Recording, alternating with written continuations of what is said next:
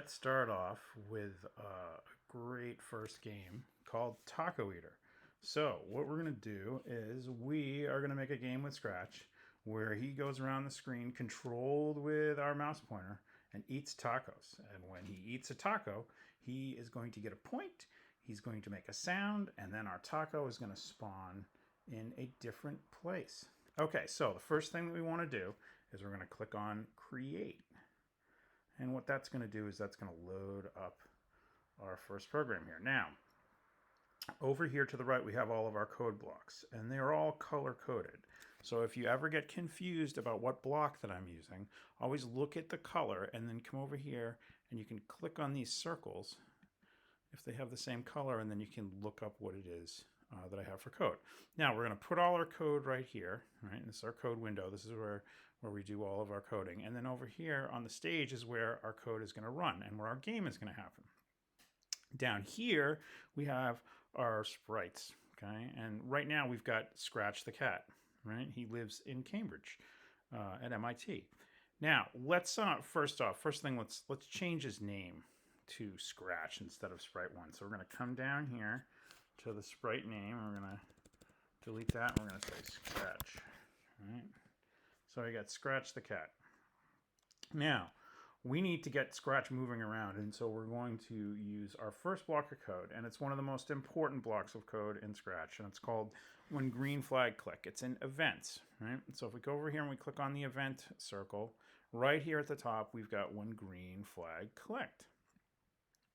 So you notice that it kind of looks like a hat. So sometimes I refer to it as the hat block. And when you write a Scratch program, many times, probably most of the time, the first block of code that you're going to use is the green flag clicked. So the other thing I want you to notice is that we can if we got another block here, we can put it below there and lock that in, but we can't put anything above it, right?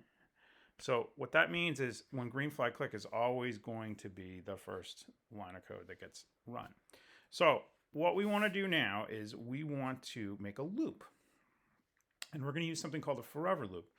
And forever, when we have a forever loop, means actually forever. So we're going to drag this out here, right? And we're going to say, we're going to put that under our when green flag clicked.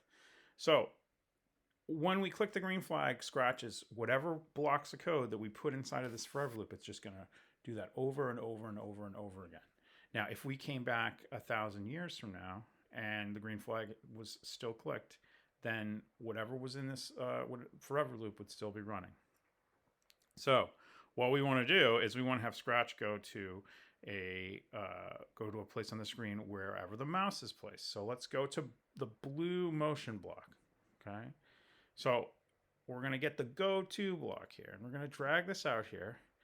And right now it says random position, but we're going to click on the drop down and we're going to get mouse pointer. Okay. So we're going to drag that and we're going to put that inside of our forever loop there. So if we go over here and we click on the green flag, all right, now wherever we point our mouse, Scratch is going to move. Okay, now let's click stop. Now the other thing that we should do right now is we should save our work. And we always want to be saving our work as we go along. And we never want to rely on the autosave in a computer program. So let's name our file, and we're going to call it, we'll call it Taco Eater. Let's say Taco Eater. And then we'll do file, save now. Okay, so now our file is saved. And I like to say at least every 5 minutes, if not more, save your work. Everybody has stories about relying on the autosave function and then losing things. So save. All right, so now what we need to do is we need to make a sprite that Scratch can eat. And so I think a really good one would be taco, because who doesn't love a good taco? Right, so in order to make a new sprite, what we're going to do is we're going to go down to our sprite window here, and we're going to click on the cat, and we're going to hold over the cat. So if we click on choose a sprite, the sprite library will come up. And what I want everybody to do is scroll down to the T's. You can search up taco, but it's good to sometimes scroll through and see all the different options that you have for sprite. So we get down to T here. I'm going to say taco. Oh, there's the taco. All right, so we're going to click on our taco. All right, so now we've got a delicious looking taco. It's just really big. So in order to control the size of our sprite, we can go into the size attribute here, and let's change it from 100 to 50, so it'll be half the size of what it is right now. Okay, so we've got half size taco.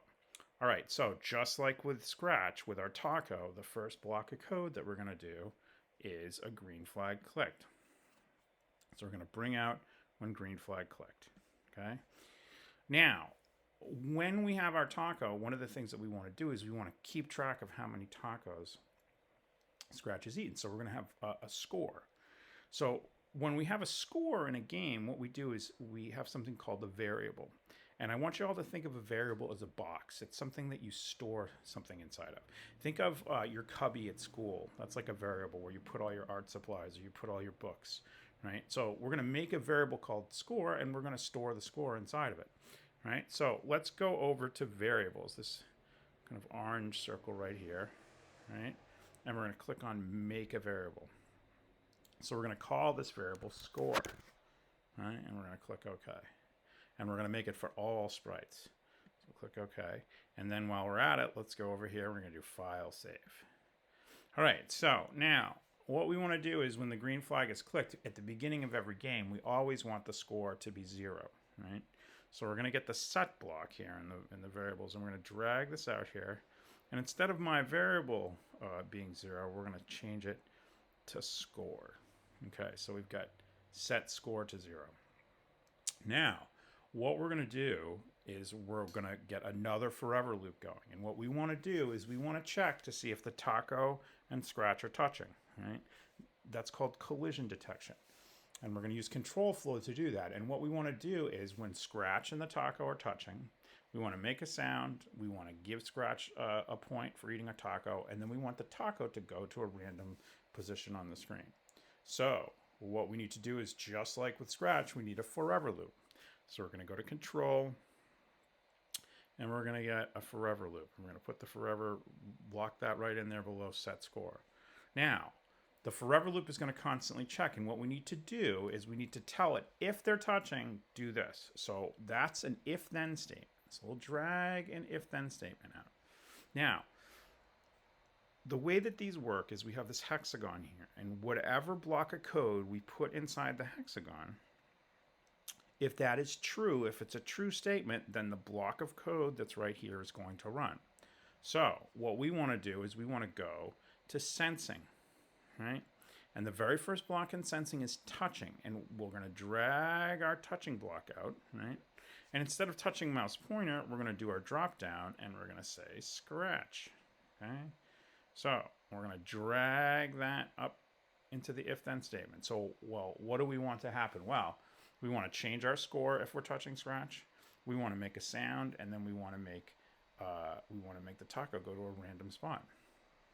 So if we go back to our variables, right, and we say we want to change the score, so we're going to say change score by 1, okay, and then we'll say let's go to motion.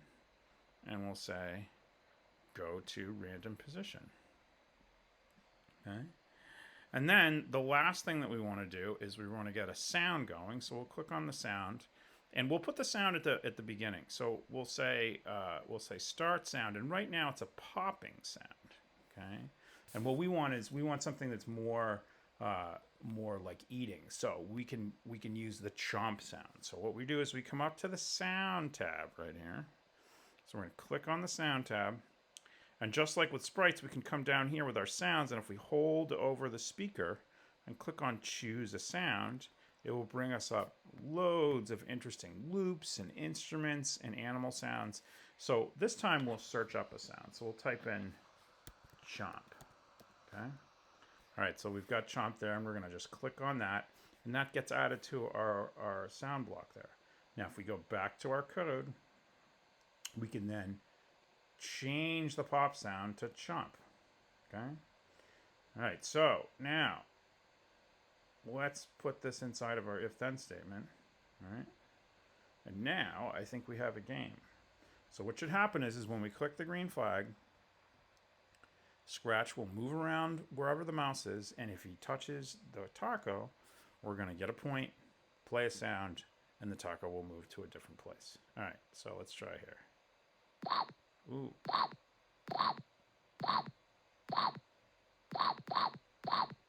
Look at that. Scratch is eating a lot of tacos.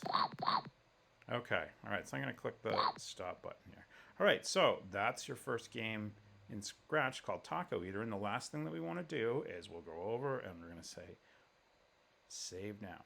Okay, I hope you enjoyed this game and look for more tutorials on my blog.